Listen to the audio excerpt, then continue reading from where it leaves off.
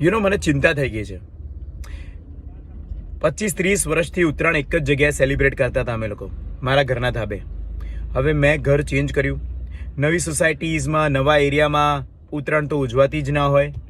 કે તો હવેના ઘર એવા છે કે જેમાં એટલા સરસ મજાના ધાબા આપણને મળે નહીં ઊંચા ઊંચા બિલ્ડિંગ્સમાં.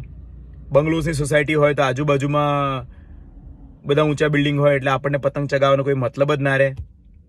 એમ જોતાં મને એવું લાગે છે કે ઉત્તરાયણ એક એવો ફેસ્ટિવલ છે જે ક્યાંક ને ક્યાંક પૂરો થઈ રહ્યો છે. કારણ કે તમે જુઓ, નવરાત્રિમાં મોંઘા પાસ લીધા, દિવાળીમાં મોંઘા ફટાકડા લીધા, અને હવે ઉત્તરાયણમાં મોંઘા ધાબા લેવાના. કારણ કે આપણી પાસે ધાબા નથી. જે લોકોના સિટીમાં ઘર છે, જે લોકોએ મેનેજ કરીને રાખ્યા છે, એ લોકો માટે સોને પે સુહાગા છે. પણ બાકીના લોકોને ધાબાના પેકેજ બાય કરવા પડે છે. ધાબાનું પેકેજ પણ વાયરલ થઈ ગયું છે કે ભાઈ આટલા રૂપિયાનું પેકેજ છે, એમાં આટલું ખાવાનું મળશે, એક દિવસનો ભાવ આટલો, બીજા દિવસનો ભાવ આટલો. એટલે હવે ઉત્તરાયણ રહેશે કે નહીં એ સવાલ છે. આમે ઉત્તરાયણમાં આપણે કયા આખો દિવસ ધાબે ચડીને પતંગ ચગાવીએ છીએ. એક ટાઈમ હતો સવારે 7 વાગ્યામાં પતંગ ચગાવવા ચડતા અને રાત્રે મોડા 9-10 વાગે તુક્કલો કાપીને નીચે આવતા. પણ હવે આપણે લોકો સાંજે 4 થી 6 2 કલાકની જ ઉત્તરાયણ ઉજવીએ છીએ.